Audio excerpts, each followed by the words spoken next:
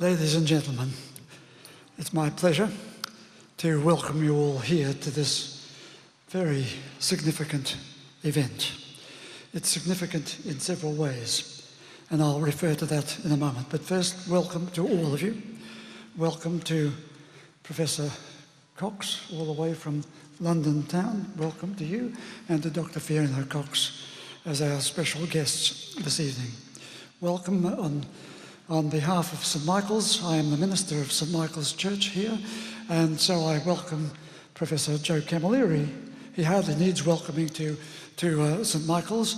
He's one of St Michael's medallion recipients from way back, and it's a great pleasure for me to be associated with him and the Centre for Dialogue from La Trobe University, and to you, sir, and your staff gathered here with us this evening. We're most delighted, and we're proud to be associated with you. Centre for Dialogue is a very significant concept. If ever there was a time when we needed dialogue, surely this is a time. But in order for us to move away from our prejudices and our misinformation and our lack of information, to move towards dialogue, we do need a strong intention to do that.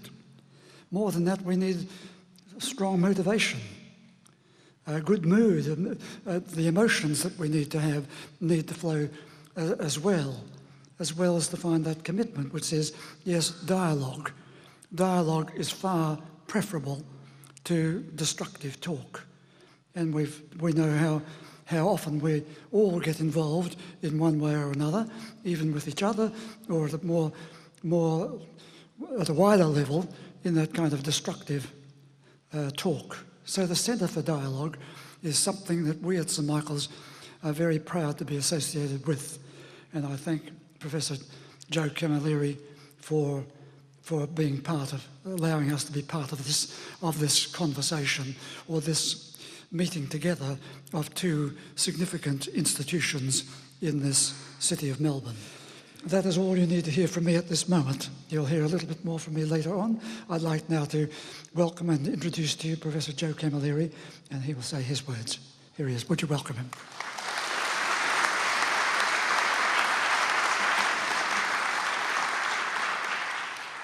Thank you very much, Dr. McNabb. It's indeed a great pleasure and an honour to have the 6th annual lecture of the Centre for Dialogue at La Trobe University hosted at St Michael's. As Dr. McNabb mentioned a moment ago, I have had a bit of an association with St Michael's, a very warm one for a little while now, and we're very much looking forward to the possibility of further collaboration in the months and years ahead.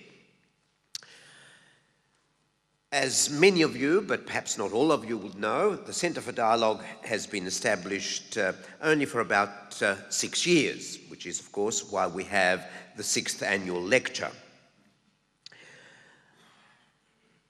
The first annual lecture, which was in fact at the formal launch of the Centre, was given by Judge Christopher Wirramantry, regarded as one of the leading jurists in the world today and former Vice President of the International Court of Justice. The second one was by Patrick Dodson, who would be known to just about every Australian, a leading, inspiring Aboriginal figure in contemporary Australia, and one of the pioneers of reconciliation in this country.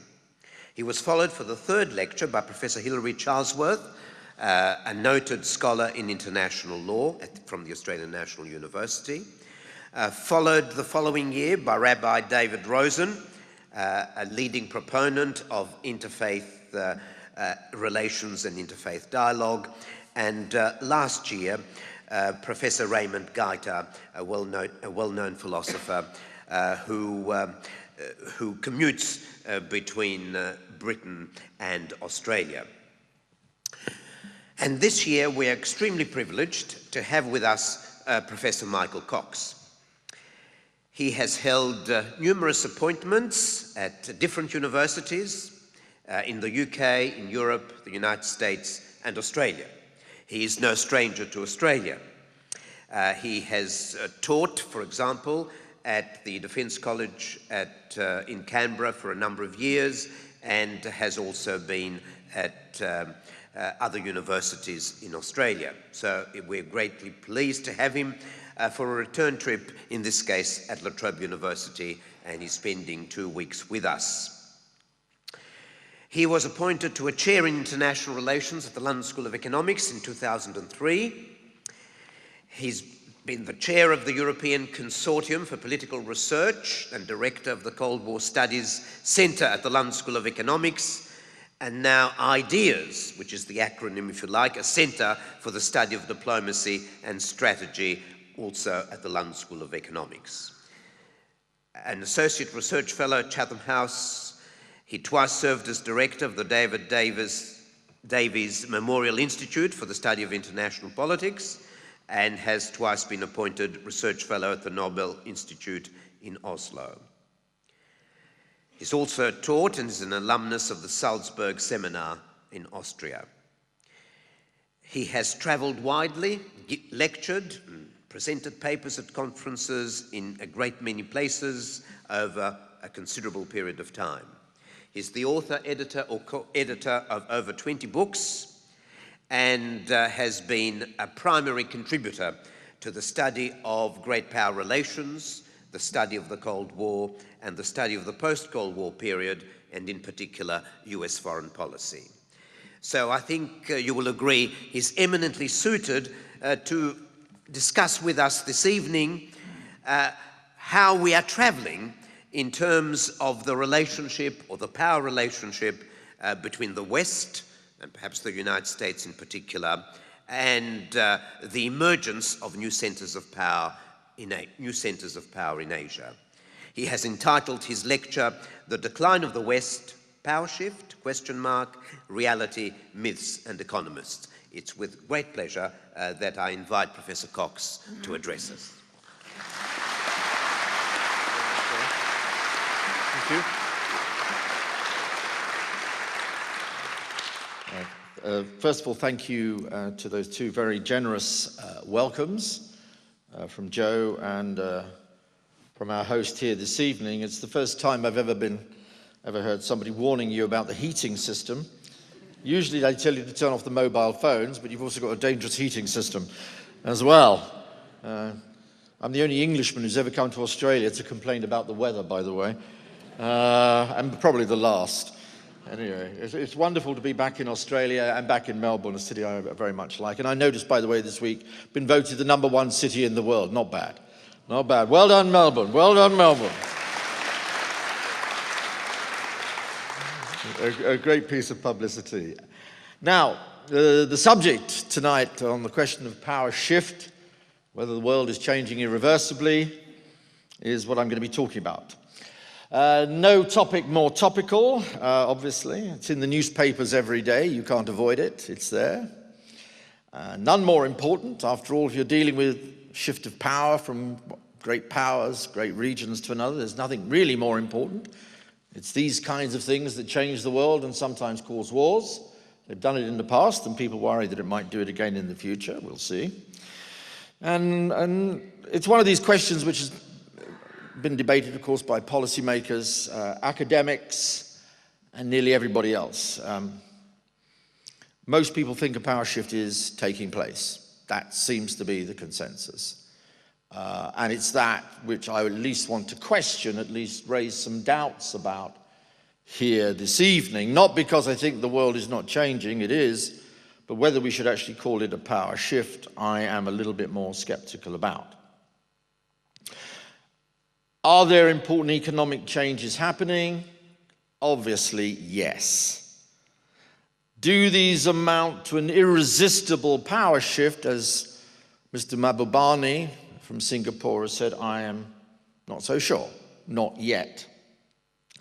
More importantly, I think it may be a problematic way of thinking about international relations.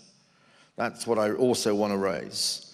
The idea that some gain and others lose, that some rise and others decline, it seems to me is a way that people continue to think about the world, and particularly the US-China relationship, and I'm wondering whether this is the best way to think about this most important relationship in the world today. And I'll conclude by saying that I think there's many dangers of thinking of the present and the future in those terms of powers rising and powers declining. If one gains, the other one loses. That's the way much of the debate has been framed. And I want to suggest, from a realistic point of view, not just from an idealistic proposition, that this may also be a problematic way of thinking about the relationships we're facing in the world and what I'm talking about here this evening. As they say, begin at the beginning, something that most academics very rarely do. Where did we begin this debate about a power shift? It wasn't there in the 1990s, immediately after the collapse of the Soviet Union, because what we were told in the 1990s, following the end of the Cold War and the collapse of the Soviet Union, was the West had won, or the United States had won. Of course, there had been a power shift, but the power shift had followed the collapse of the Soviet Union. And the beneficiary of that power shift then was the US as a particular kind of state, and the West as a particular kind of ideology. The West had won. So we weren't talking of power shift in the same terms as we're talking about today in the 1990s, quite the opposite. The West was self-confident, America was self-confident, having, it said, won the Cold War and consigned the other superpower into that proverbial dustbin of history. It also wasn't there as part of the debate amongst policymakers, and certainly not amongst academics, who always take a few years to catch up with reality, you know. It wasn't there either in the first term of the George W. Bush presidency. There was lots of talk about war on terror. There was even much talk of an American empire. In fact, you could hardly publish a book on the United States for at least 3 or 4 years if you didn't mention the word empire. I know, I published lots of articles at that time on the United States, and everybody said, please use the word empire, otherwise nobody will read it. Well, they may not have read it anyway. So the origins of this power shift debate in the current climate, the current discussion we're having, is of relatively recent origin. When does it begin? To begin at the beginning. It actually begins, in terms of the origins of this discussion, within the United States to some degree, and to some degree outside of it, during G.W. Bush's second term. The view being that President Bush, if you like, had gone for broke and had failed.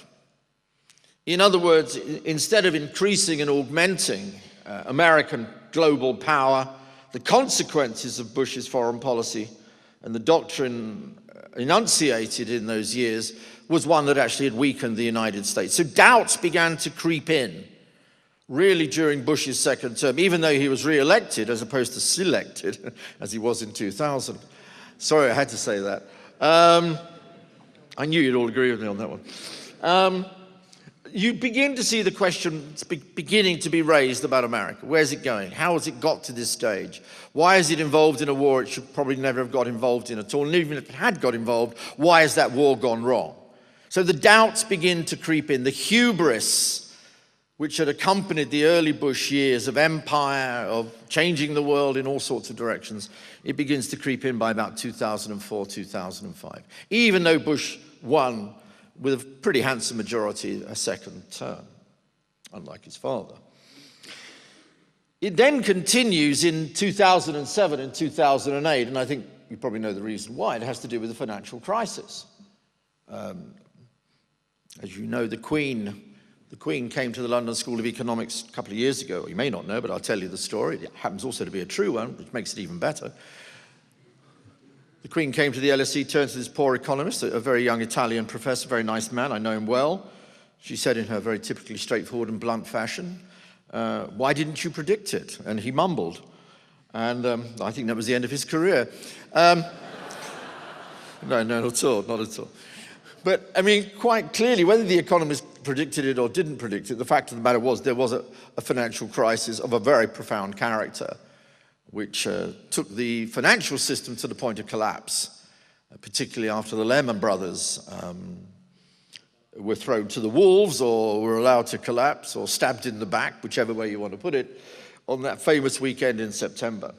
Now, the point of the financial crisis isn't to go back and make my usual rather, crude comments about bankers. Would you let your daughter marry one? Well, yes, I would actually, but all my daughters are married. It's simply to make the point that what the financial crisis did, apart from sending off a series of real problems around the world, which we're still living with today, and Europe particularly, it raised the question mark over the American model. That's the point. If you like, Bush had raised doubts about American foreign policy and the American role in the world, and hence the rise of anti-Americanism in that period, which was really, really very, very, very remarkable and very problematic. But what the financial crisis did in 2007-8 was raise a doubt about the American model. Roger Altman, who was an advisor to the Clinton administration, said this was a geopolitical setback for the United States. Not just because of the immediate economic consequences, loss of jobs and all the rest, but the faith in the model had gone. The Anglo-American kind of model had been brought into question. And again, that raised the doubt that if the Washington consensus was no longer the right consensus, then whose consensus would it be? This, I think, has been accelerated, this debate, by what has been happening in Europe. Now, the onset of the financial crisis in the United States in 2007-8, of course, first hit the British economy for the obvious reason of the very close economic and financial relations between Britain and the United States, which are very, very profound. By far and away, the closest economic relationship Britain has is with the United States. And the US, of course, have very profound relations with the UK. And not surprisingly, therefore, what happened in Washington and New York immediately spilt over into London. Now, of course, at first it was quite, we'll say it's quite amusing. I suppose you could be amused by these kind of things. But it was quite amusing, of course, because when the British economy started sagging very badly under the financial crisis, and we started bailing out banks one after the other, in the UK, many would have collapsed otherwise, including the Royal Bank of Scotland and Northern Bank and a number of others. I always remember my European friends, and I call them European and friends, by the way, but I am a European as well, just in case you don't know that. And just in case my comments are taken as not being pro-European, which I am very strong on that one, I always have to say that, I always remember my friends in Europe started kind of sort of really quite laughing behind their hands, really. Oh, this is where the British and the Americans go. I remember the French foreign minister, who's now head of IMF, by the way, finance minister rather, Cresson, saying, oh, well, we're not in crisis. What crisis? Well, the question to that answer has now been given, the euro crisis. So one country after another, either inside Euroland or outside of it, has been impacted. Iceland effectively collapsed. Ireland, a country which I have very great affection for, given my grandparents came from there, that effectively has gone through the most traumatic experience. We're now seeing the working through of that in Greece, the so-called pigs, as they're called, Portugal, Italy, Greece, maybe Spain, and who knows, as well as everybody else. It's, in other words, it's raised a real doubt about one of the most stable parts of the world economy. Europe, let us be frank, has for many years been extremely boring. There's nothing wrong with being boring. It means stability, prosperity, democracy. Normal people get elected into office rather than people with moustaches. That is what you want. When people say Europe's boring, I'm really happy. It's boring. Well, Europe is now really interesting. But for all the wrong damn reasons, let's be perfectly honest. Because people are now asking questions about the European project. Can it last? Where's it going? Are some countries going to leave the euro? Germans being nasty to Greeks, Greeks talking about the Second World War and all this kind of stuff. So this again has raised a real question about where is the West? If it was just an American financial crisis or even an Anglo-American one, that would be enough. But if you've added the whole European project to this, then you've added something very significant. This is, after all, a region of 500 million people, 500 million people rather, 500 million people, 500 million people, the largest market in the world still today in those terms. So it begins with doubts about American foreign policy. It continues with the financial crisis, which brings into question the American model. And then it's accelerated by this European crisis ongoing. That's where the beginning of this debate about power shift begins, where doubts about the West, where doubts about the future of the West, which had won the Cold War 15 years ago, that's when the doubts begin to be raised, both about Europe, about America, and more broadly speaking, about the Western economic and Anglo-Saxon model. But there was something else also going on at the same time, almost parallel to this, maybe partly unconnected to this. And this brings us really back to the economists, whom I mentioned in my title. In 2001, 2002, that little-known financial house, Goldman Sachs, that's irony, by the way, Goldman Sachs brought out what I suppose would be the most interesting graph or table, set of tables. Now, when they first published these, I'm not sure they probably realized it was going to have the impact it did. But what Goldman Sachs did in this was to kind of start with projections of the future of the world economy now, 2013, taking it through to 2025. And this was actually published in 2001. It was done by Jim O'Neill, who has many great qualities apart from being a Manchester United supporter, for which I'll never forgive him. Being an Arsenal supporter, I hope you feel very sorry for me at the moment. Talk about crisis, you know. Yeah, there you go. I wanted to get you on my side, a little bit of empathy. Poor suffering Arsenal fan. Yeah, thank you, sir. Well, when they published this series of tables about the future of the world economy, Jim O'Neill also coined a term called the BRICS. Now, nobody quite knew what BRICS meant.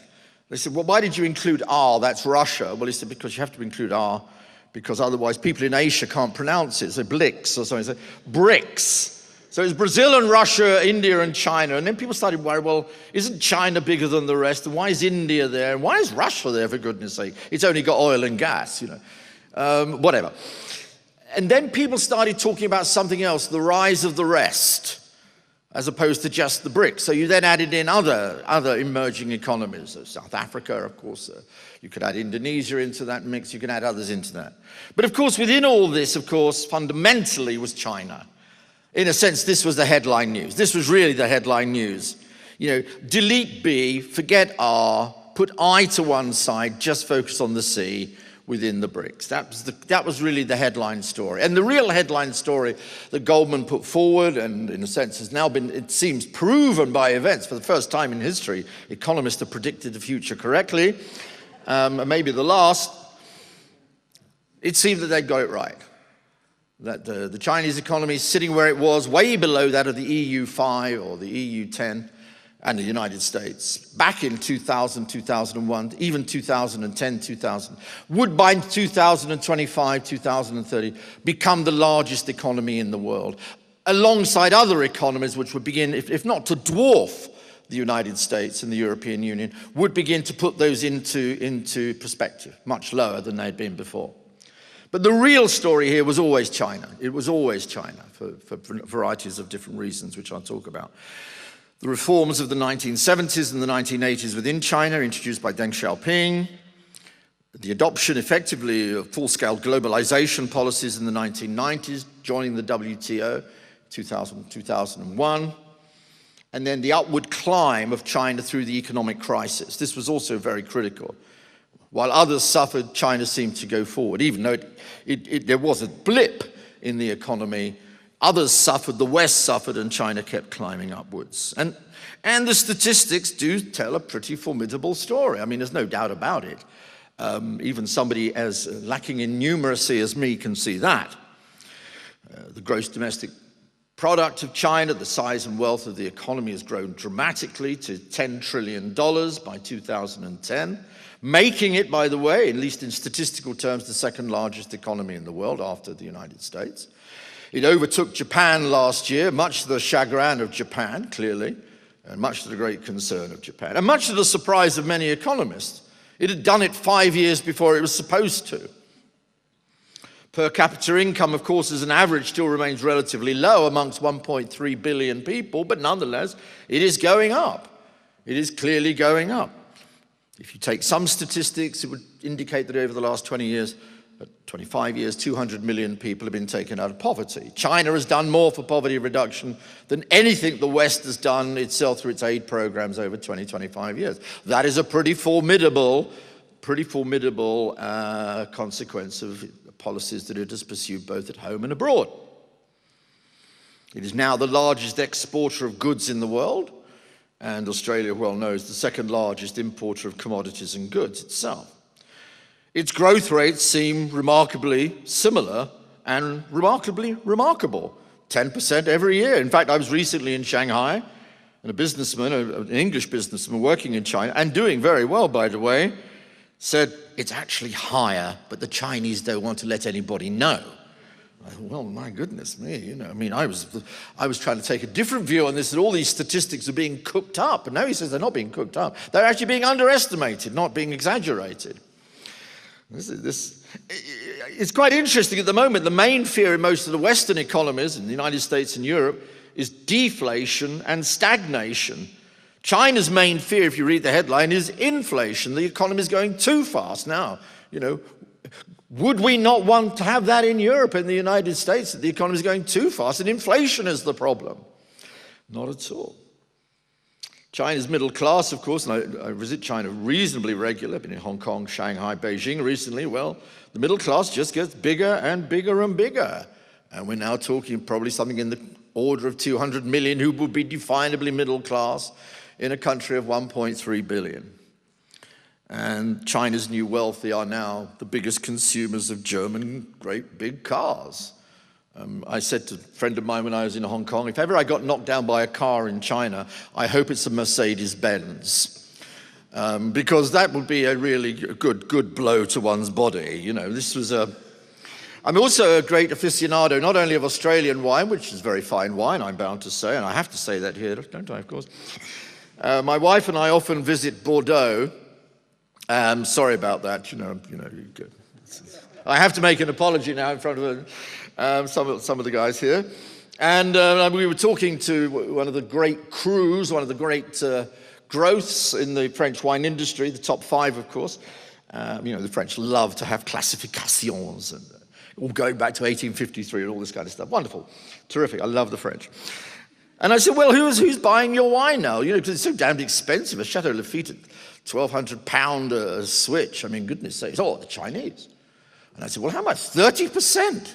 30% of all their top crews are now going to China through Hong Kong. I thought, my goodness, no wonder I can't afford this stuff. Not that I ever could on a professorial salary. But you get the point. You get the point. This is really a remarkable transformation in terms of wealth creation, poverty reduction, class transformations, economic transformations, and growth when others appear to be and are obviously stagnating. The external impact of all this, of course, in terms of China, of course, has been remarkable as well. Firstly, most obviously, in its own region. That's where you should start judging where China's impact has been economically. In 1998, East Asia went through a very deep and profound economic crisis. One of the main reasons that East Asia got out of its economic crisis was because of China. There are many other factors. Japan has also played an important role, which is often underestimated and ignored. In some ways, Japan has been the big loser in much of this discussion. It's virtually ignored completely in this because China's taken so much of the headlines for obvious reasons. But nonetheless, it has been Chinese demand, Chinese investment, which has really pulled the region up. And now it has become the dominant player in its own region. Japan and China, although they have deeply problematic political relations, clearly have a very, very important, intimate economic relationship. I visited Taiwan about 3 years ago, and it was quite clear that the relationship between Taiwan and mainland hasn't been solved. If it will ever be is another question. But it has been at least ameliorated by this huge level of economic relations now between Taiwan and mainland China. I spoke to a Taiwanese businessman. He said, my favorite political party is the Communist Party of China, which I thought was a very interesting businessman's appreciation of the role of the CP within mainland China, given the whole history of Taiwan and mainland China, of course, the divisions there.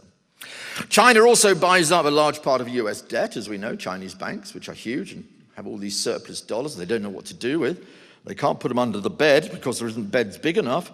And so they basically buy up some part of the US Treasury debt. So as we know, the Chinese banks are very, very important in that. So in its own region, it's playing a bigger role economically. In the United States, people are now talking of America becoming dependent upon China and buying up its debt in order to keep the American economy moving forward. But also in other parts of the world, one of the most remarkable, of course, has been into Africa.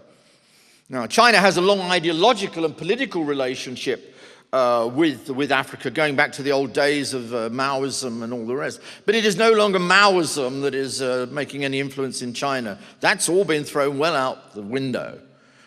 People now wear suits in China. They don't wear revolutionary uniforms. Actually, revolution has become an irony in China. You can even now buy T-shirts with Chairman Obama looking like Chairman Mao.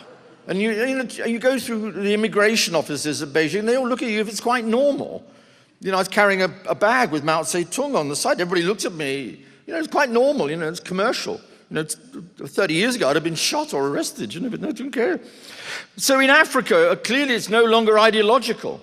The London Guardian, which is not always the source of all information or truth, nonetheless talk of China's economic invasion of Africa. Something of an overstatement, but it does give you some of the feeling of what many people are now thinking about the new China-Africa relationship.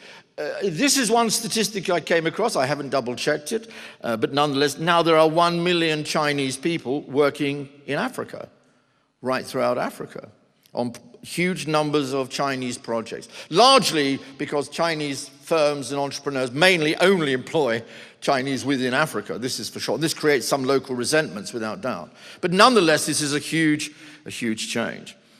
China now does $100 billion worth of trade, $100 billion worth of trade with Africa now. One of the biggest trading. It surpassed the British, who were very, very important at one stage, for obvious reasons. And of course, there's very large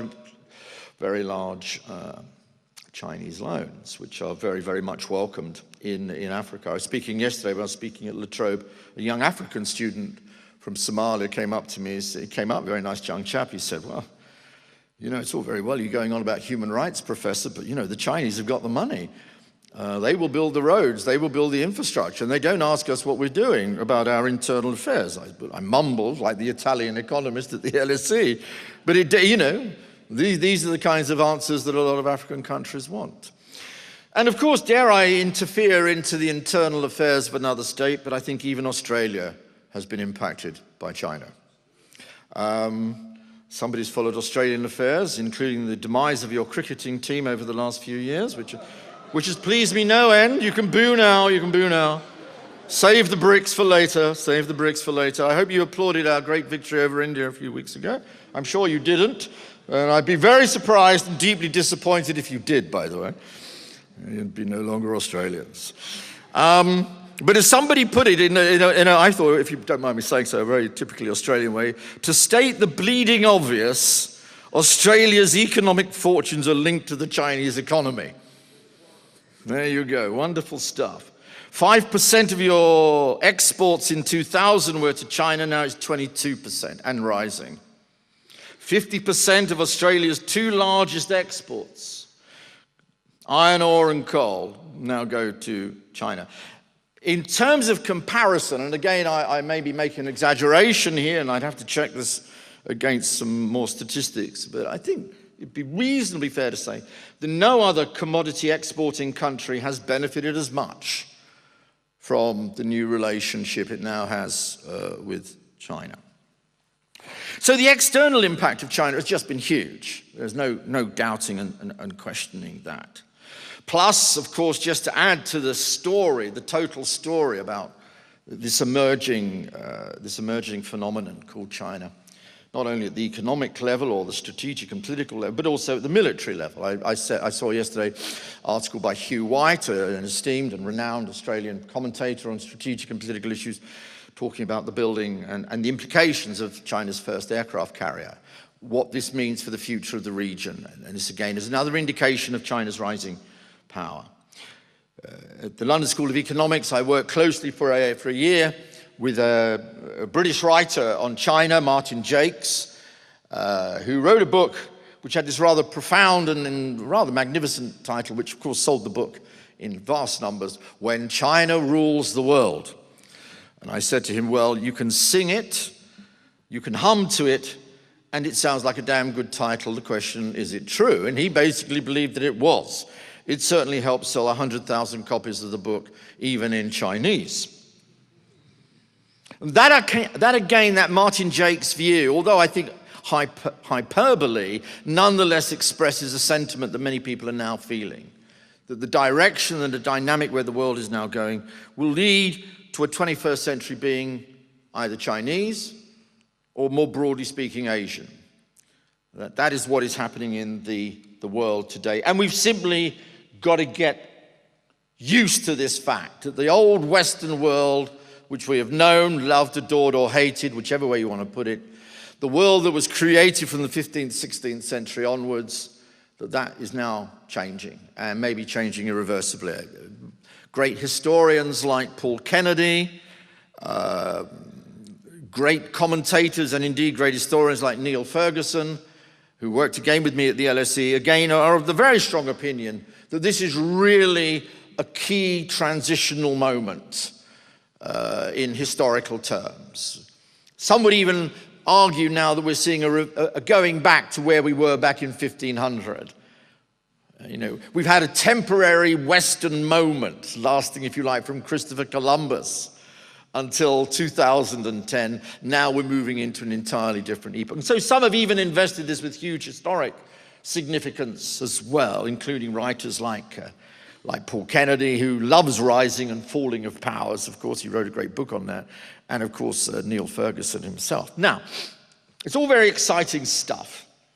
The conclusions are obvious. Of course, we are witnessing a power shift, whichever way you want to cut it. And that's what people believe, at least. China is rising, America is falling. America has never been falling so rapidly, we are told at the moment.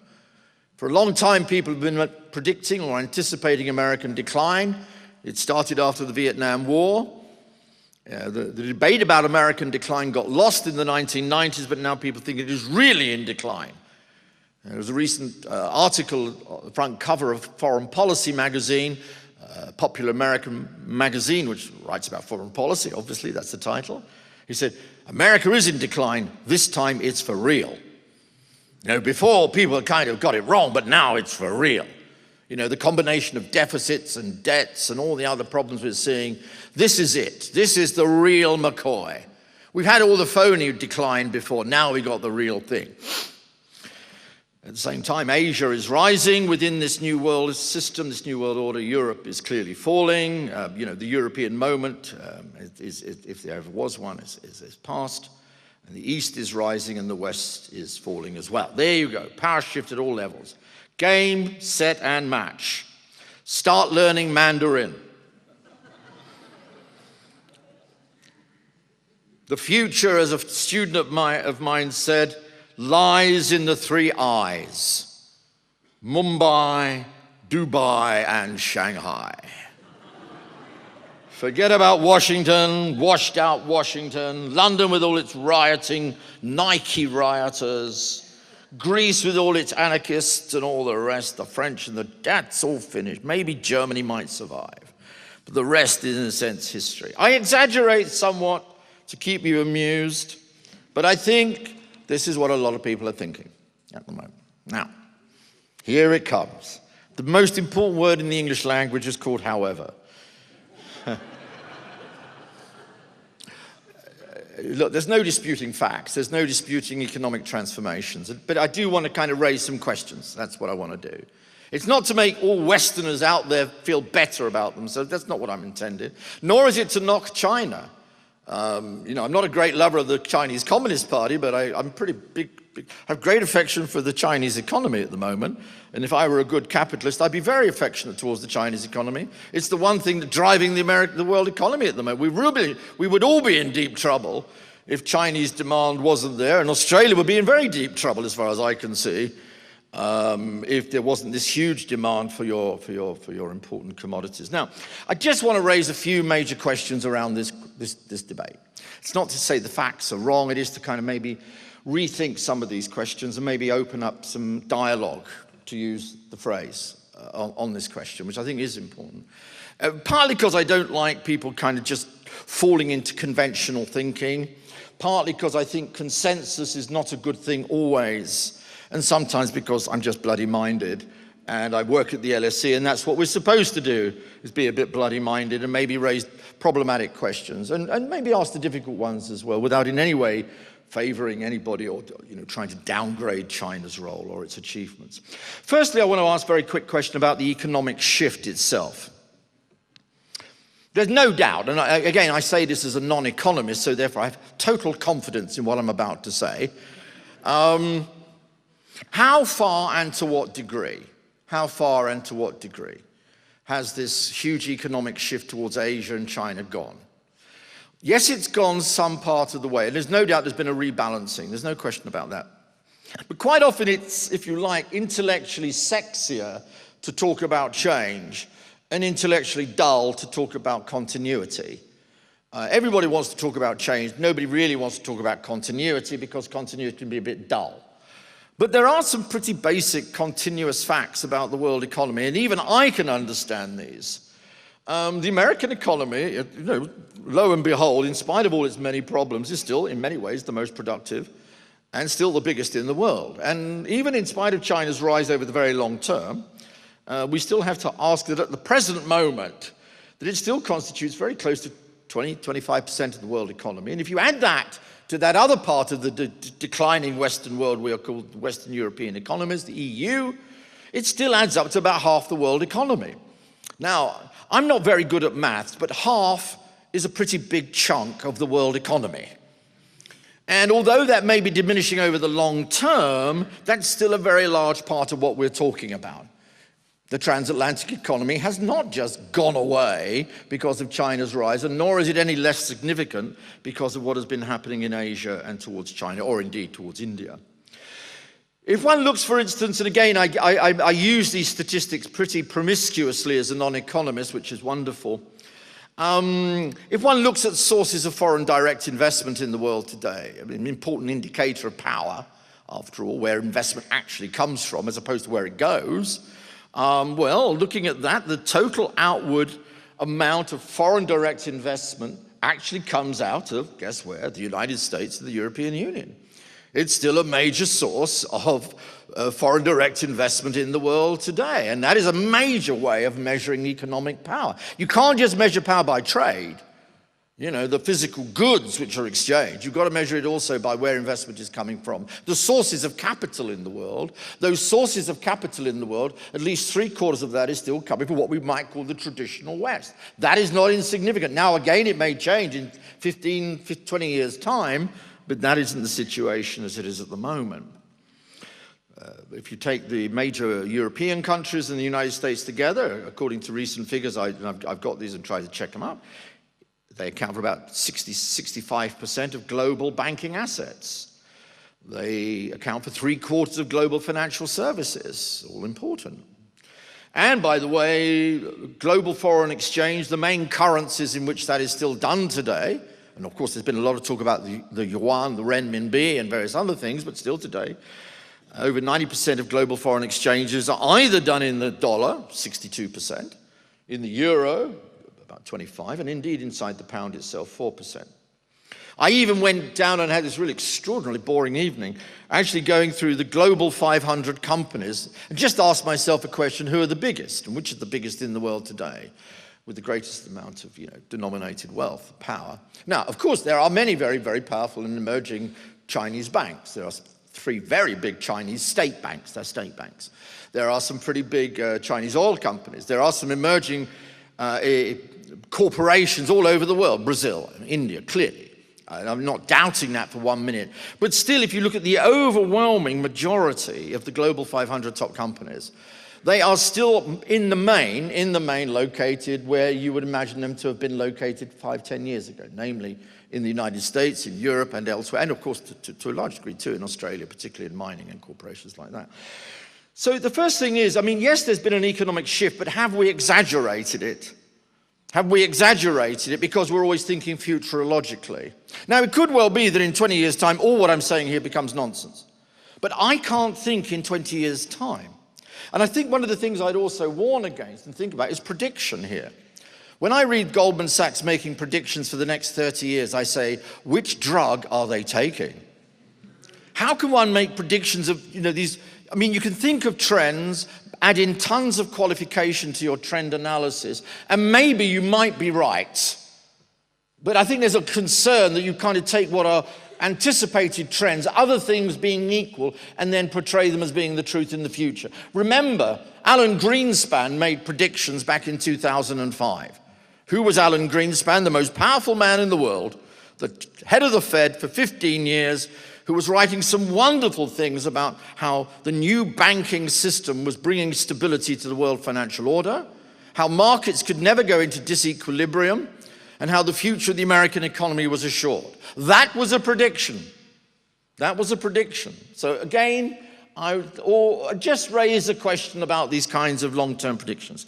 Very quickly, secondly, on innovation, invention, and what you might call human capital.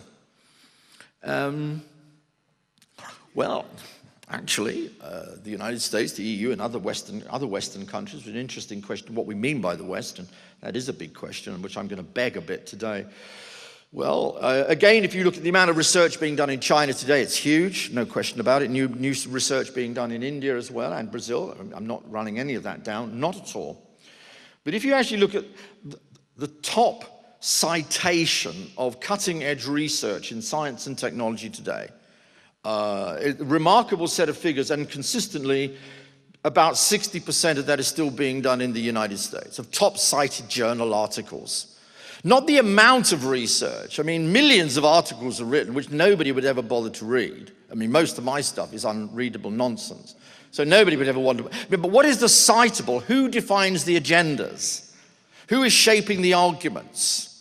Well, still a very large amount of that is still coming out, guess where, from the United States. Hate it or love it. If you look, for instance, at universities in league tables. Now, of course, we all hate league tables, particularly when we're down the bottom of them, or we're not in the top 10. So, we're always conditioned. But if we look at, say, the top 100 universities in the world today, and, the criteria are relatively objective. I know there may be some element of bias within that, as in any kind of calculation of league tables. Well, I look down these top 100 universities, and it's quite remarkable. Of the BRICS, not one Brazilian university is in the top 100. Not one Russian university is in the top 100. Not one Indian university is in the top 100. China does have 5 or 6, 3 of which are located in Hong Kong. And the other 2 being PKU Bedar in Beijing, which I've taught at myself, and I think also in Shanghai. So all I'm trying to say here again, that universities are a measure not just of knowledge, but of knowledge power. Of knowledge power. This also connects to something else, global higher education, about which there's been a huge debate going on in Australia about overseas students and the quality of education. However, at the moment in the world today, there's about 2.3 or 4 million people who are global students. And you can see this clearly in Australian universities, La Trobe and around Melbourne, Sydney and elsewhere. Where do most overseas students want to go and study? It's a very interesting indicator of what I would call cultural influence and power. Well, if we take China as a very good example, and Chinese students are, profoundly interested in education, as indeed are Chinese mothers, one of the great driving forces of world history, I think, Chinese mothers. 110,000, admittedly that's not a huge number in Chinese terms, but this is 110,000 of the wealthiest, the more middle class. Those who may be future global leaders are going to the United States every year. The other 100 or so odd thousand are either coming to the UK or Australia or Canada, largely to the English-speaking countries. In other words, what I'm trying to say is not that all Chinese universities are poor or bad. I'm not saying that at all. But the gold standard still, and it's an uncomfortable thing to say, but you've got to admit these are the facts and the statistics, would seem to indicate that Chinese middle-class parents are voting with their feet and saying to many of their children, the gold standard in terms of getting your future sorted out is going to be firstly, not only, but firstly, looking towards a study in the United States, at American universities, then British or Australian, New Zealand, and Canadian universities. Go west, young man, go west, young woman. Again, this does tell us something about power. Not in any military sense, but in that what I call cultural and intellectual sense. Now again, that may change. But that's where we are now, and these are facts which we do need to be reminded of when we're thinking of this whole argument of a big power shift. On the military side, which I'll be very, very quick about, here again, I've been reading about this recent, the Chinese building there, or not building, actually refitting an old Soviet aircraft carrier. I'm not sure they got a very good deal, frankly. I would never bought anything off the Soviet Union, but there you go. But they bought one in 1999, and it's taken them the best part of 10 years to refit it. We are now told, if you read some of the Pentagon officials, this represents a fundamental threat to the hegemony of the United States in the Pacific. Who knows, one day you might have a Chinese aircraft carrier off Melbourne threatening you. And if they could build the second one, that'll take us to 2021. The third one will come around about 2030. They may have 4 aircraft carriers by 2050, who knows? Well, it could surround Australia and force you to surrender. And you'd have to fly the white flag and change your name completely. Now, I think, frankly, I mean, I'm not going to play down the whole question of military power, China's military modernization. But look, frankly, putting this in the context of world military expenditures and world distribution of military power in the world, this is just a joke. In 2010, $1.6 trillion, think of that figure, whatever that means, I've got no idea. $1.6 trillion was spent on the world military. 43% of that, 45, nearly half of that was American. Okay? About $700 billion a year. 6-7 times higher than Chinese military expenditures. And the United States doesn't have to go to the Soviet Union and purchase old clapped out Soviet stuff and refit it over 10 years. They build their own. And by the way, they've got 6 or 7 of these, and they're pretty damn good, and they're very big, and they go very fast. And they're surrounded by battleships and cruisers, and they patrol the waters of the whole world. Meaning the United States is the only global power with global military projection. So, much of this scaremongering, by the year 2075, they may have 4 or 5 of these damn things, probably clapped out old Soviet stuff as well, which just cost them a huge amount of money to refit, is a very, very real problem. Even the Europeans, who are regarded as, in a sense, these weak-willed Euro people who don't want to spend anything on the military, actually spend a lot more on the military than the Chinese. If you actually take the British and the French, and who actually do have a military, you take Germany and France together, it's about 20% of this world military total. There are a lot of Europeans under arms. And by the way, the West also has a massive arms industry, which, buys you a lot of influence and gets you a lot of money. And of the top 100, 680 billion is spent on the arms industry. And 80 of those 100 are US and Western European companies. Now, Russia plays its own role, China plays its own role, but it's a long way behind the rest, Let me quickly then move on to global alliances. Who are your friends? Power is not only about who you are, it is who your friends are. Who do you trust? Well, basically in international relations, you don't trust anybody. That's why we have spies. That's why we tap phones. Or listen to people's conversations in the case of Mr. Murdoch. Now, did I say that? Sorry, delete, didn't say that. News International. Never happened. Now, if you study international relations, one of the things you come up is you've got to study alliances, theories of alliances. That's what gives you influence and power. This is why the United States has been so hugely successful as a superpower. It isn't just that it's big. It isn't just that it's got sea on either side. And this is my very bad joke, that any country surrounded by Mexicans, Canadians, and fish is bound to be secure. That's my best joke, by the way, and my worst one. It's not just that it's got geographical security, which has given America huge advantage. Think of World War II. You know, and think of Europe in World War II, you know, and the differences that geography gives you. It is that the United States, for varieties of economic, political, and ideological reasons since the end of World War II, has built a global alliance system. And it's remarkable how enduring that global alliance system has been. Indeed, they've now got more allies in the world because of the collapse of communism in Eastern Europe. Now, think of China's alliance system. And again, this is not intended as a kind of put down on China, but China has a problem with its allies. Its best friend is North Korea. I say friend. It's a formal ally. It has trade partnerships, clearly. It conducts its foreign policy in many ways in a formally correct manner. No doubt about that in some respects. But nonetheless, you've also got to judge a country's power not just by what it is, but who its friends are and what its allies are and what those allies bring to the table. And that, again, I think tells you quite a lot about the continuation of American influence and power. There is no equivalent in Asia of NATO. And whatever the problems are of NATO, this still remains a formidable military and political alliance. Bogged down though it may well be in Afghanistan, this is still a formidable and historically most successful alliance we've ever known, whatever its long-term future may well be.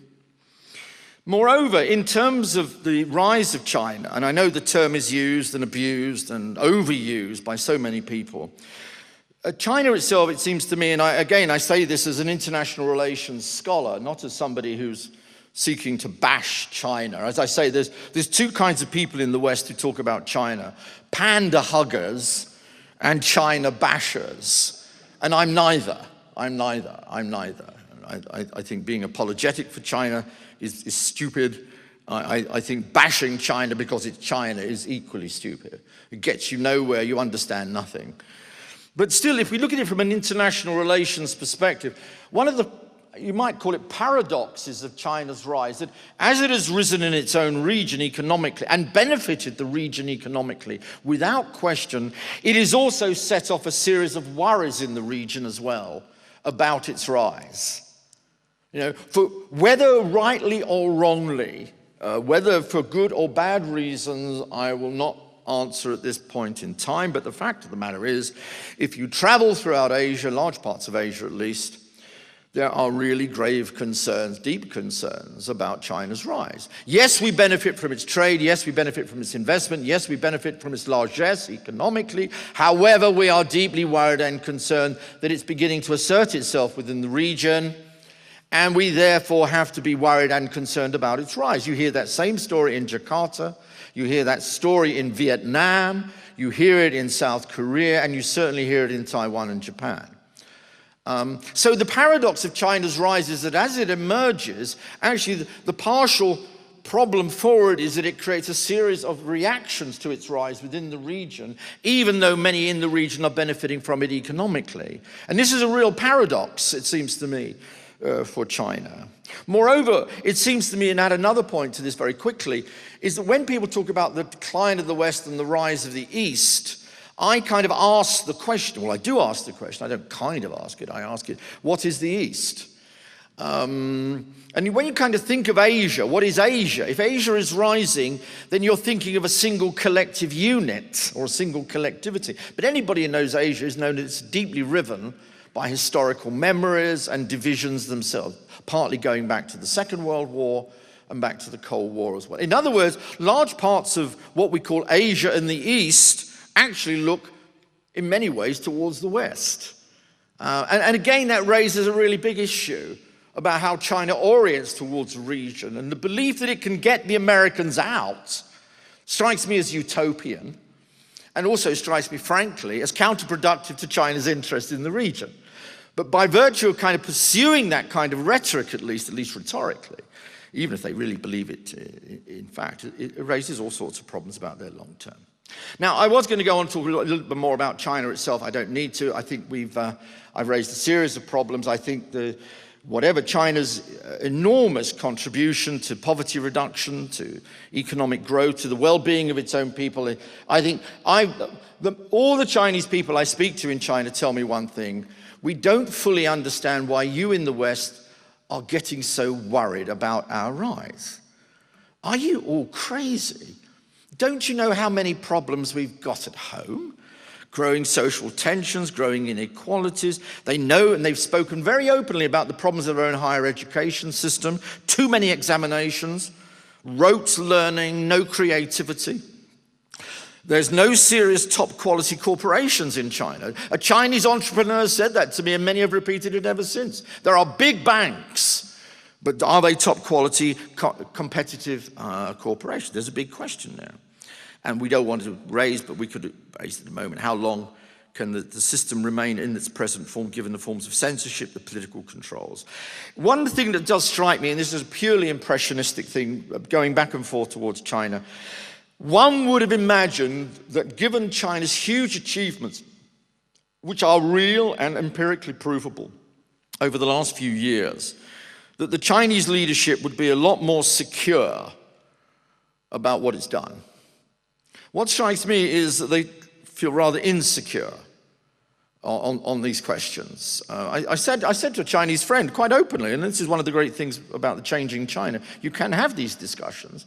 I said, frankly, why the hell are you worried about the Arab Spring?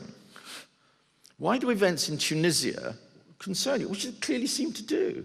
It's made them very jittery, made them very concerned. Moreover, one always wonders if the 10% growth rate went down to 7%, would they then start worrying about the legitimacy of the system? So there's a vulnerability there, which I think we've got to be aware of and be sensitive towards, as indeed most Chinese experts in China are, and think that much of the rhetoric about rising China, the China threat and all this, is so much rhetoric which they themselves don't fully understand, because they know their own problems much better inside China than many Western observers and commentators do. Let me then run to quick conclusions. Look, I've challenged part of a consensus, if you like, here this evening, or at least questioned it, raised some doubts about it, at least opened up for this dialogue, which I think this institution is best known. Have I done it because I dislike China? Certainly not. Because I prefer the status quo to last forever? No. Because I'm white? I don't think so. Because I'm a hopeless Atlanticist who think the Americans ought to run the world forever? No. You know, none of the above, if you like. None of the above. I'm not suffering post-colonial blues. You know, I don't want the British Empire to be revived. You know, well, cricket maybe, but nothing else. You know, give me something. But I've raised the questions because I think it's simply empirically problematic, that's all. That's all I've tried to do. I've tried to test an hypothesis, a consensus against what I think is a reasonable... The only criteria I've got as an academic is to try and test it against the empirics. I think there's some economic problems with that argument. I think it ignores the notion of power. Power is much wider than just economics. It's wider than military power as well. And I think it also underestimates something I haven't spoken very much about tonight. That's the staying power of the United States. Now, again, am I a hopeless pro-American? No, but I don't like anti-Americanism. I think it's just stupid. And there's been too much of that, which I think has misled people into underestimating the United States and to misunderstand the United States. It's a very damn difficult country to understand because we all think we speak the same language. But it has very unique qualities, the United States, whether you like it or not. It needs to be understood in its own terms. And what the own terms suggest to me after studying the country and visiting it for 30 years is never underestimate its staying power. It still seems to me the United States has some extraordinary structural advantages, which I've talked about elsewhere over the last few days, which I think the current problems obscure. Its current problems are real, but I don't think those should therefore overlay or negate the notion of America's structural power.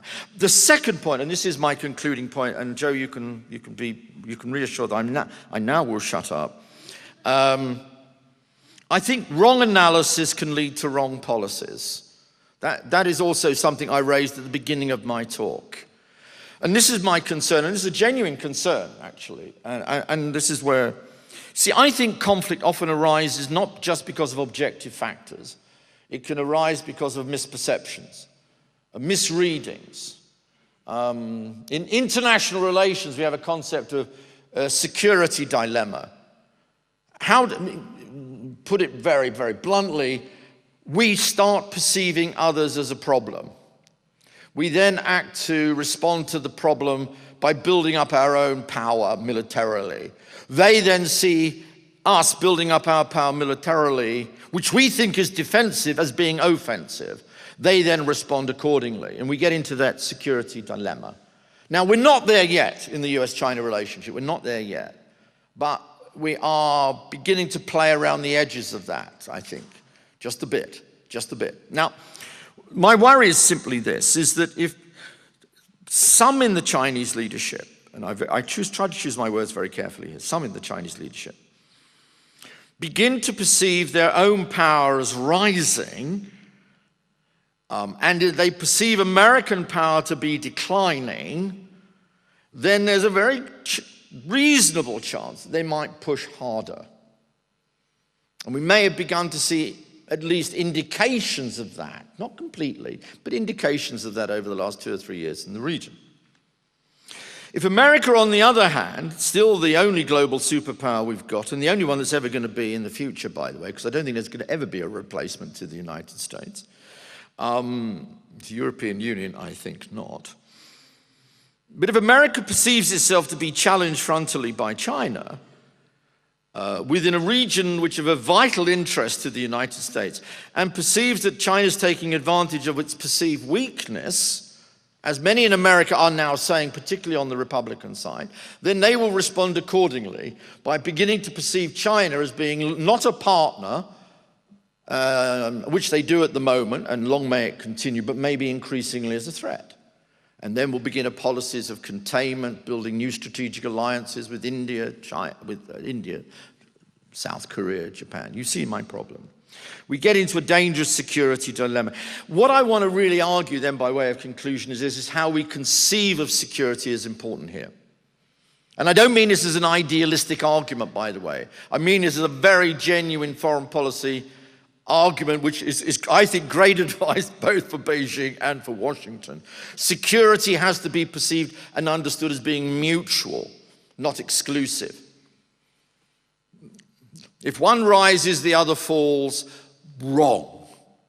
You've got to work out the conditions of a mutual security between the United States and China, because in some ways this is now the most critical and most problematic, challenging and greatest relationship that there exists. Not because other countries are unimportant or the European Union is insignificant, I'm not saying that, but that's the key one. That's the key one that both Beijing on the one hand and China and Washington on the other have to get right. If they start perceiving each other in these zero-sum terms, then we could be in trouble.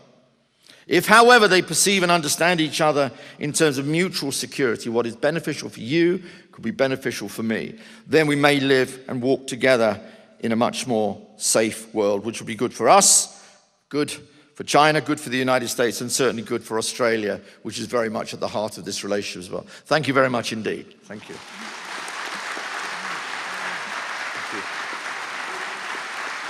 Thank you.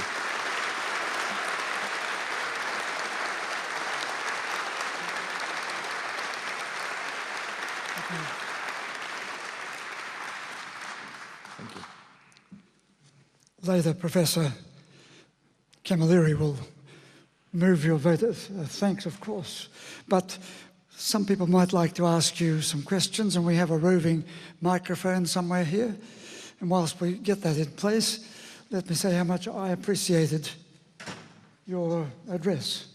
You speak so engagingly and so eloquently that I might say that if ever you are thinking of a career move, my pulpit will be will welcome you.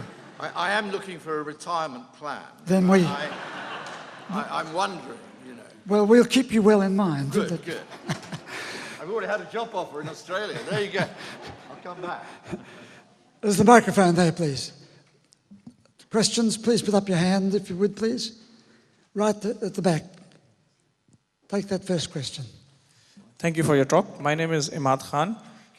You have talked about all sorts of physical parameters governing the rise and fall of a nation, but you haven't talked about ideology. So my question is the ideology of West failing, in particular the ideology of individualization, is that failing?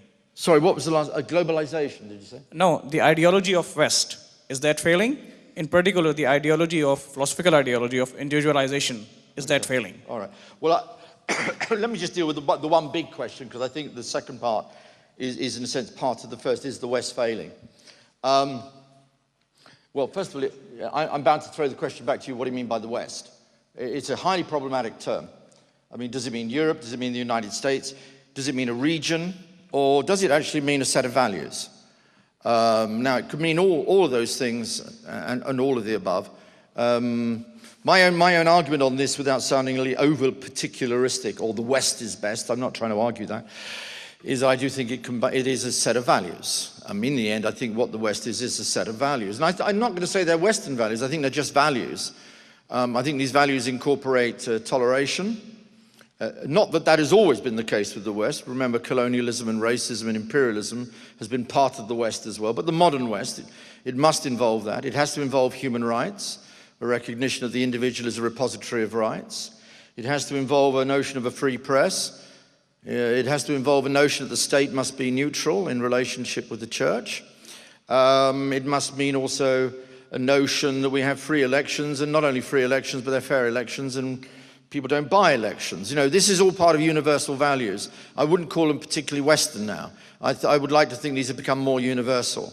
And by the way, the Arab Spring, as it seems to me, a damn good illustration that there's aspirations throughout the world today, even in parts of the world we never thought it would ever happen, and long may it continue. Now, I don't know where the Arab Spring will end, and nor does anybody else.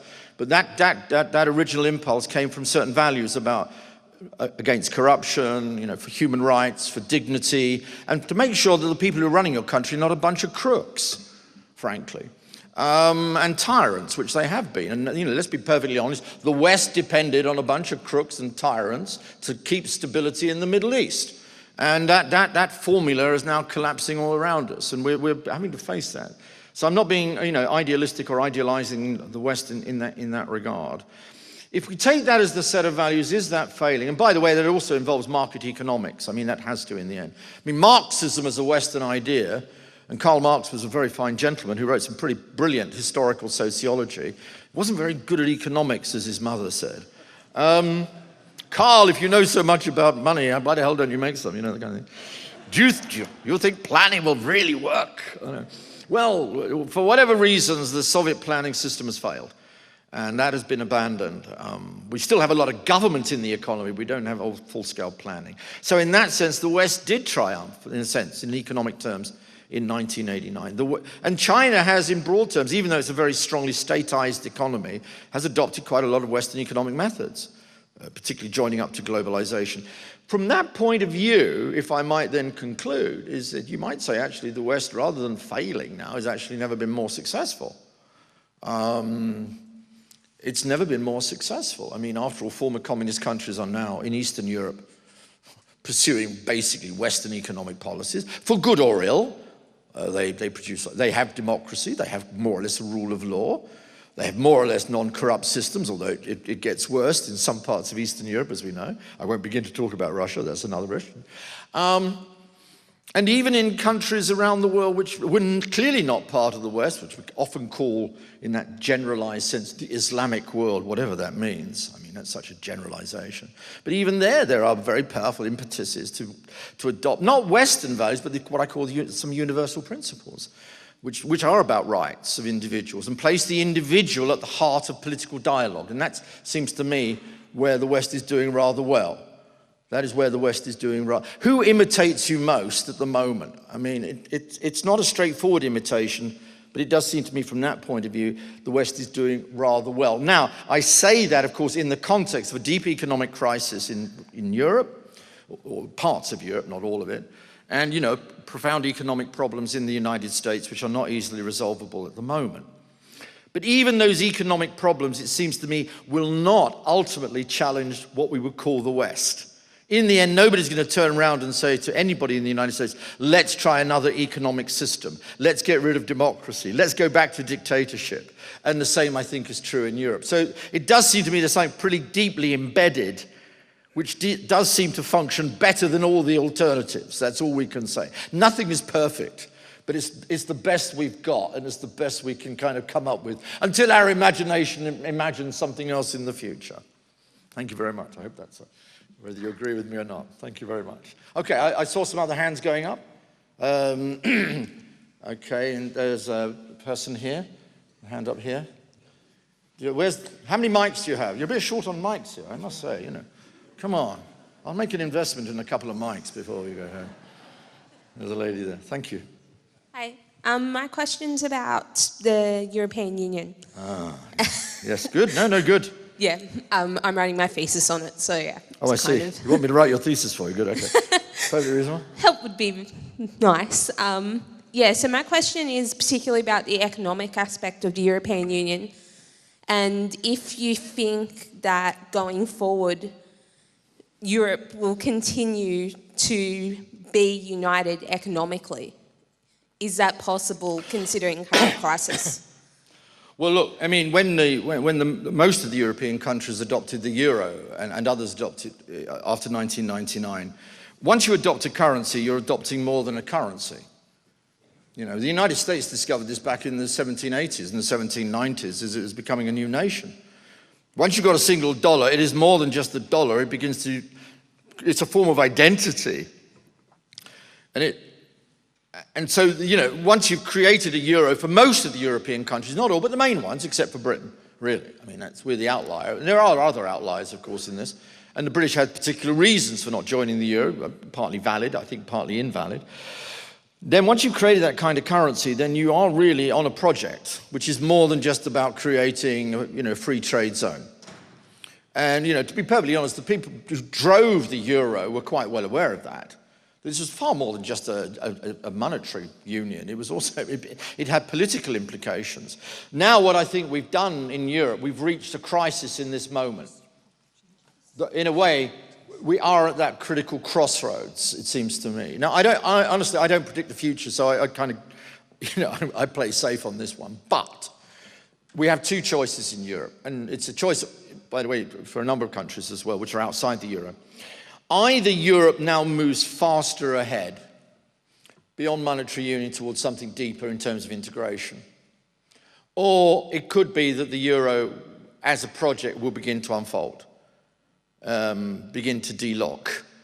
And this is what's at stake in the current debate in Europe. It's not just about who is in debt. It's about the what I would put it bluntly, the most successful political and peace and economic project that human beings have been able to invent over the last 50 years. That's the European project. It has brought prosperity, Europeans used to love killing one another in their millions. We don't do it any longer. We used to have a terrible economic series of problems. We have them still, but compared to the past, my goodness, you know, who would want to exchange? You know, this looks like problems you can deal with. So this has been a huge success story. And by the way, one that my own country has not played a big enough role in. I'm perfectly willing to admit. I know why the Brits don't. You know, because of imperial legacies, the special relationship with the United States, and because, of course, the English are superior to all foreigners and all that kind of nonsense. I can always say that because my mother was Irish. There you go. So, you know, I can get away with that one. But, you know, Europe is standing at that, you know, to use the cliche, the crossroads. My own feeling, frankly, is France and Germany, in spite of the really quite pathetic character of their current leaderships, I think objective pressures in the end, against some public opinion in Germany and against some public opinion in Europe too, by the way. There's quite a lot of Euroscepticism in Europe at the moment. I think the project will not only, it can't just stand still and tread water, I think it will move forward. And once we can get through this current crisis, and I think we will, because I think the strengths of the European Union are still huge economically.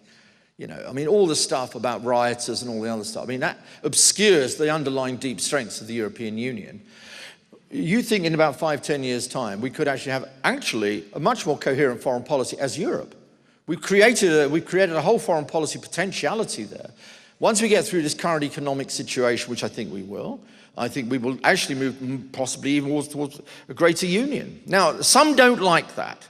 Some do not like that, and I understand why. Sovereignty, national identity, a lot of British people don't like that, a lot of French people, a lot of Germans don't like that because they think they're going to lose their identity. Now, my answer to that's the Irish answer. Ireland didn't lose one iota of its Irish identity becoming integrated into the European Union by adopting the euro. You know, it's not the euro which has created Ireland's problems at the moment. There have been other deeper reasons for Ireland's current problems. So you don't have to lose your identity or your sovereignty or your democracy in an ever-deepening Europe. If Europe wants to have a voice in the world, and this is really the big problem, if Europe wants to have a proper voice in the world, it can't do it as a set of single nation states. Germany, which is at the heart of the European Union with 80 million very productive, highly educated, democratic people, alone against China with its 1.3 billion and America with its 400 million in about 50 years' time. You know, they would look insignificant. And if Europe wants to have a key voice in this world, it's got to have to do it in a united way. Otherwise, it does face the danger of irrelevance. It will face the danger of irrelevance. You know, it will become a wonderful place to go on holiday. Yeah, which is perfectly fine. I mean, you know, love people coming on holiday. It's great. But, you know, going on holiday is not the same as being a key player in the world. Okay. Yeah, I'm seeing the gentleman here at the front, or a gentleman and then a lady. I'm trying to do it on a balanced way and then a gentleman here, okay? Okay.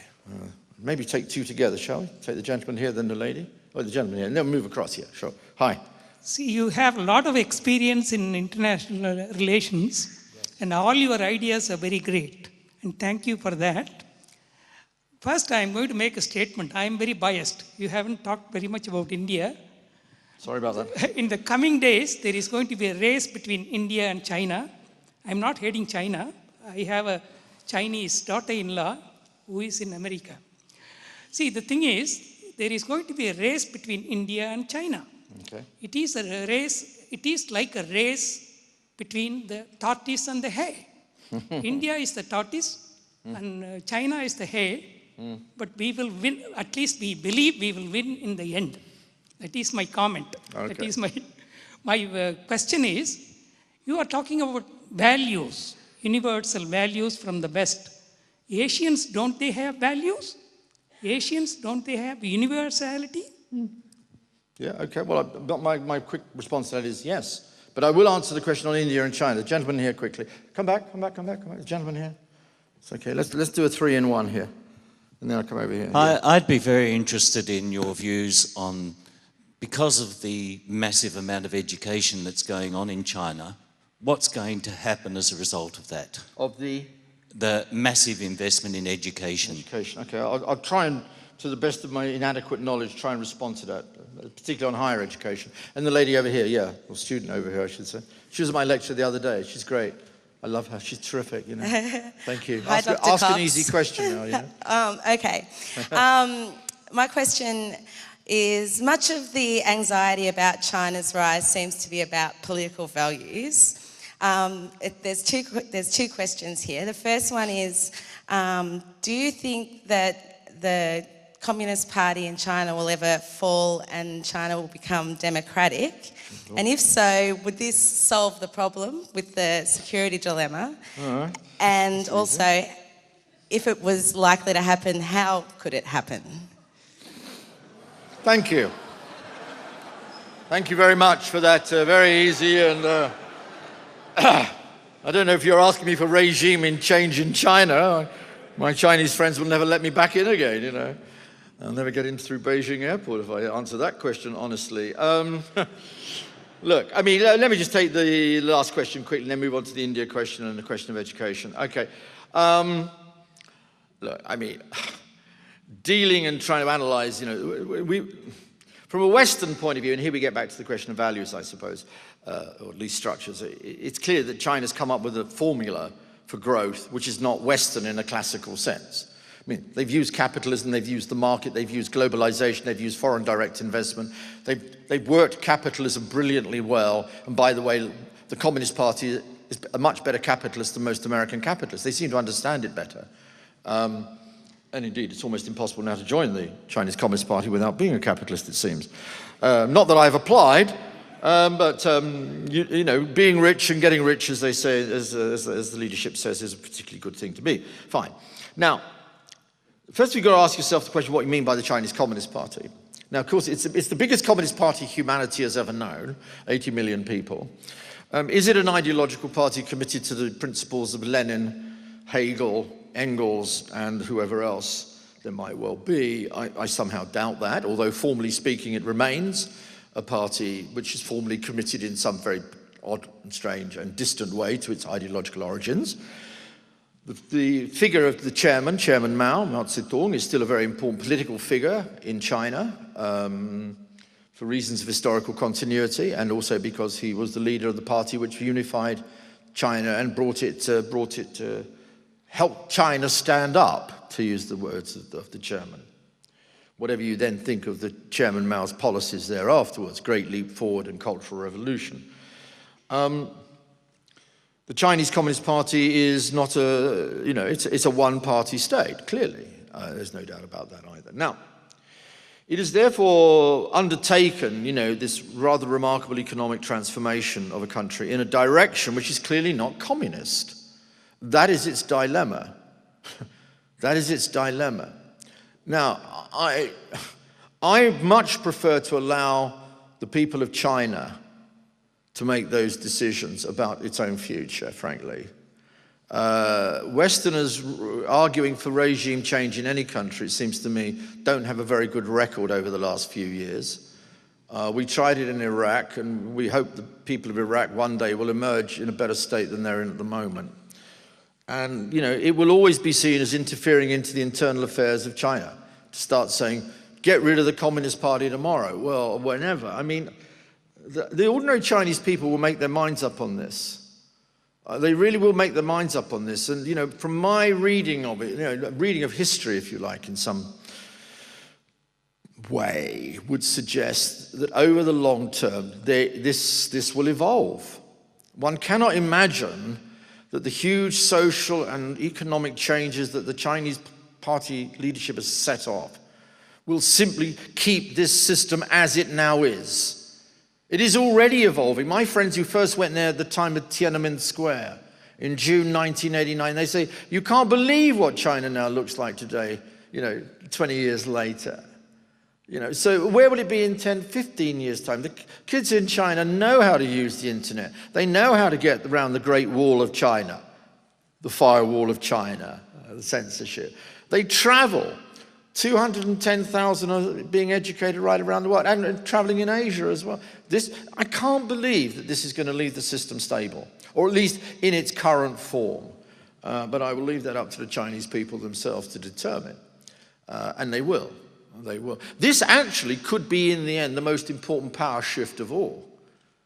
That which occurs between the ordinary people of China and the Chinese state. But that's something I would leave up to them to sort out, rather than suggest any great human rights campaigns. I'm a great believer in human rights, and I think we should talk human rights to China.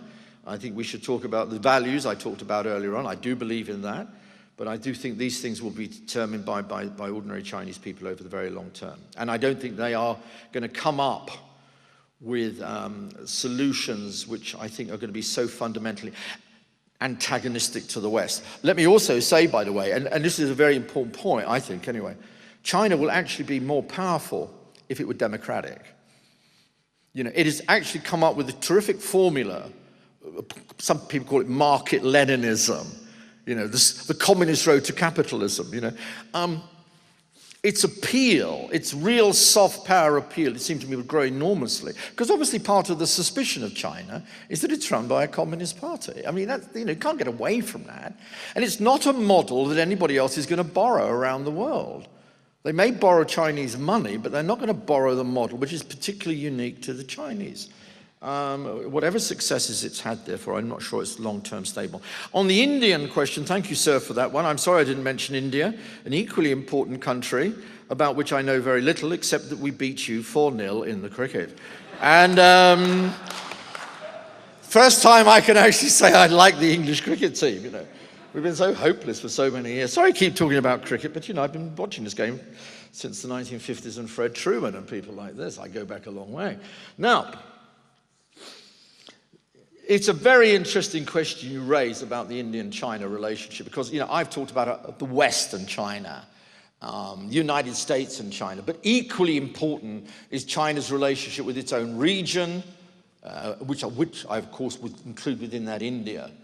Now, the same kind of worries I would have about the China-American relationship, I would have equal worries too about the China-India relationship. It's a relationship that has to be got right. And there's a lot of factors which are probably going to make it go wrong. India and China are historic rivals in the region. They have gone to war before. Let's remember that. There is a strong sense, and also India is a democracy, China is not, and therefore that also adds a certain political dimension to this. And there are many in the United States too who really want to use India as a means of encircling China. Not everybody, but there are some within America who kind of see India as an ally against China. And I would very strongly argue against that kind of strategic thinking, that zero-sum thinking against which I argued at the end of my lecture. It does seem to me, however, this is a relationship that India and China do have to get very right. After all, firstly, you've gone to war before. Secondly, you are nuclear powers. And thirdly, you're in a very unstable neighborhood with all sorts of differences which could override the current relationship, which is more cooperative than it's been for a very long time. My argument here would also be, this also depends on India and China. It also depends still, and I hate to say this because everybody keeps saying I'm talking too much about the United States, it would also be partly dependent on what the United States does. Because the United States, let's be perfectly honest, if you go to China, when you ask people about the outside world, most Chinese friends of mine say, what's happening in America? And in a way, you could almost say that in India, many new Indians, young Indians, middle-class Indians I meet at LSE, ask the same question, what are the Americans thinking and doing? There's a kind of new admiration for America amongst at least certain kinds of new Indian emerging entrepreneurs, IT sector, people like that. Now, it does seem to me in this relationship, the United States can play either a destabilizing role or a facilitating role. And it seems to be extremely important that the US doesn't try and play the old divide and rule. That it actually argues the kind of case that I'm arguing here this evening, which I think is a very realistic case, by the way. I don't think it's naive or liberal or idealistic. It's a very realistic argument that mutual security would be much better for China and India together, working in a cooperative partnership with its neighbors and indeed with the United States, which has a key relationship now with India, than anything else. And that I think, is at least the hope. If you don't have the hope for the future, you're never going to arrive at it. You can't just say it's going to be conflict, conflict, conflict. You can actually overcome historical legacies. Look at the European Union. Who would have ever thought the French and the Germans would get on better after World War II? Nobody. I mean, the European Union in this, at least respect, acts as a kind of an inspiration for others. You can overcome history. You can not forget history, but you can certainly overcome historical legacies. And I think that's an important part of the India-China relationship. That's my own considered opinion. Lastly, on the question of education, I know you want me to shut up now. Don't go away, my friend, don't go away. He's worried that the audience will leave, but I told him they never will. Look, on the question of education, look, China has achieved enormous strides forward in education. It actually did it under communism too, by the way. An uneducated man is a blind man. I mean, Chairman Mao also made the points about the role of women. They hold up half the sky, this famous quote from Chairman Mao. Not somebody I always admire on all issues. But he had very strong views on education, he had very strong views on literacy, very strong views on the position of women in society. The most dynamic and most successful economies in the world today are the ones which include not only educated people, but women as part of that process.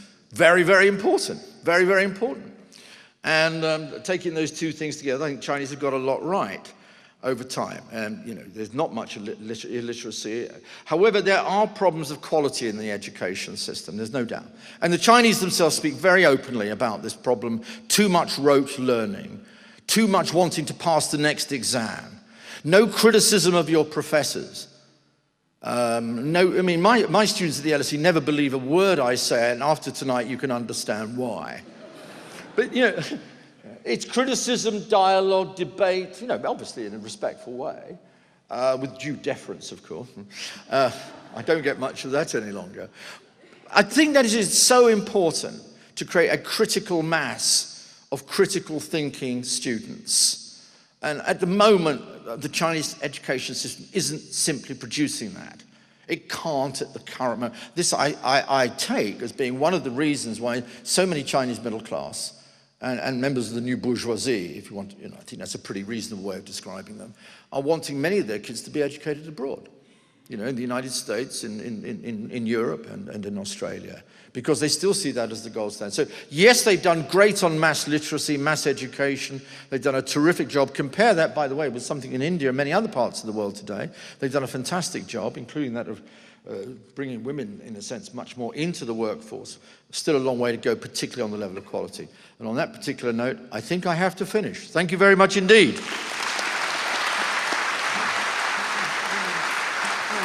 Very good. Very good. Thank you very much. Thank you.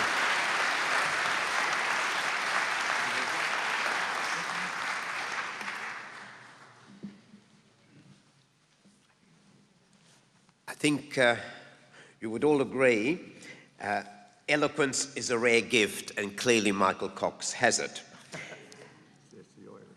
which will make it very difficult when making our choice for the lecturer for the 7th annual lecture next year. A hard act to follow.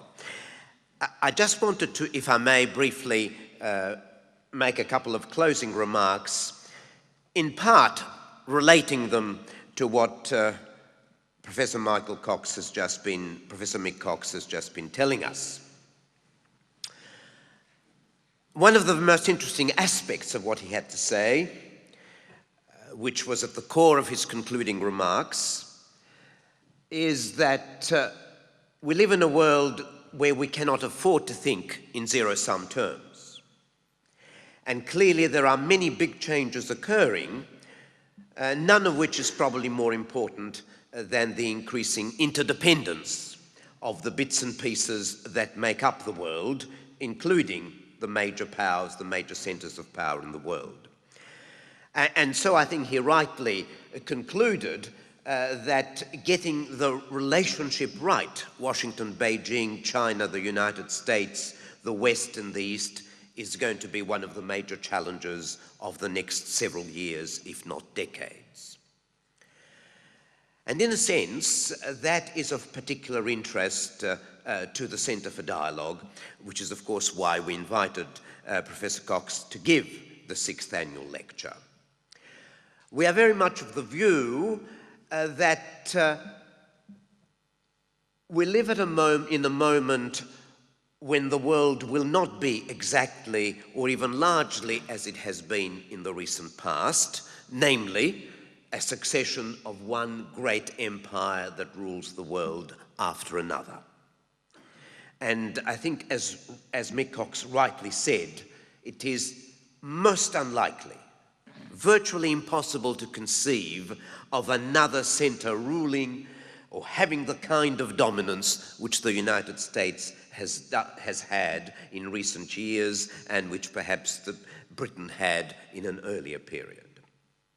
And the question therefore becomes how to navigate, how to manage, how to organize a very complex, messy, interconnected, interdependent world in which there are many differences in background, in culture, religious, political outlook, and so on. And that really is, if you like, the underlying logic of the Centre for Dialogue. How we have done this so far, how we've done this historically, with what success, how we're doing it now, and how might we do it better in the future. And that's why, in our very small way, we are a very small centre, we are particularly interested in how Australia can position itself in relation to this challenge. We have both strengths and weaknesses, but some important strengths. We have a history that links us to one part of the world. I'm thinking of the history of non-Indigenous Australia, remembering, of course, the importance of the Indigenous connection. But if we think of the non-Indigenous Australia, which, let's face it, is what basically drives Australia, for better or worse, at the moment, if we think of non-Indigenous Australia, its historical roots are in Europe, are with the West. Its greatest friendships are there, yet its geography and its economy, it's increasingly with Asia. And one of the great challenges, I would hazard to say the greatest challenge facing Australia today, is whether it can reconcile its history and its geography. And in that sense, Australia is uniquely placed. It has a major challenge, but perhaps it has some resources, cultural, intellectual, economic resources, which can help to, in some small way, assist in the reconciliation of history and geography, and in that way act, if not a bridge, but certainly a point of connection between East and West, between Europe and Asia, between the United States and China. And it's with this in mind that we have undertaken the task of developing a small but hopefully developing and sustainable dialogue between Australia and China, between Australia and Indonesia, and Australia and Malaysia. And we hope we're about to do this in a small but not insignificant way with two countries that are going to play a crucial role in the Middle East, namely Egypt and Turkey. The last point I want to make in relation to all this is that these differences, historical and geographic, are not external to any country, least of all to Australia. They are played out inside the country. We now have a very significant Asian presence in Australia. We have a very significant Muslim presence in Australia. So the task of dialogue is as much one that is internal to Australia as indeed it is external to it. And the Centre for Dialogue is very interested in researching the connections between, if you like, intercultural relations within Australia and the dialogue that needs to be constructed between Australia and the rest of the world. And it's with this in mind that we have developed a number of research and training programs, of which most recently the project that goes by Reconciling Divided Communities is probably one of the most interesting, together with our ongoing work with young Muslims both in Australia, in Southeast Asia, and in other parts of the Muslim world. And here again, Australia might be able to play a small but not insignificant role. So I would just wanted to say all this and to bring one other point to your attention, which in fact explains why the Centre for Dialogue, La Trobe University, looks forward to the kinds of associations as the one that has brought together St Michael's and La Trobe University Centre for Dialogue together in mounting this lecture tonight. And that is that in addition to experts and scholars, the Centre for Dialogue is interested in connecting with policymakers, with educators, educationalists, and very importantly, with the community. And with that in mind, it has established in a small way the Friends of the Centre. And we're now hoping to go to the next stage and establish an association of the Friends of the Centre. Friends who would be able not just to take part in various activities that are organised during the year, whether it be conferences or lectures or forums or workshops, or have access to publications and other resources, but who would themselves be able to engage in a number of activities of public and community interest. So with that in mind, may I very warmly invite each and every one of you to consider seriously becoming a friend of the Centre, which is why on your seats there is a little slip of paper which invites you to do just that, to express an interest in being a friend of the Centre. And if you do fill it out. If you are interested, do fill it out and perhaps leave it with one of the people who who are recognisable because they wear a badge, Centre for Dialogue. But if you do that, we will get back to you and give you various options and possibilities of what you might be able to link up with and what being a friend of the centre might involve in more detail. It just remains for me to thank again very much St Michael's for making its hospitality available to us for the hosting of the 6th annual lecture. I want to thank very sincerely Dr. McNabb for his generosity and the assistance of all the staff at St Michael's who have made this event this evening possible. And of course, I want to thank all the staff at the Centre for Dialogue and La Trobe University who have contributed to the success of this evening's occasion. And very finally, if I may add my very warm word of thanks to Professor Mick Cox, who's only been here now for 4 days, has had a number of engagements already, and probably suffering jet lag, or is certainly about to do so, if he hasn't already done so, but has been very generous in sharing his time and insights and scholarship acquired over many years and sharing these with us this evening. So may I thank you most sincerely and hope you will come again. Thank you very much. Thank you. Thank you very much. Thank you. Thank you. This is why I like Australia, you know. Thank you very much. I much appreciate your comments.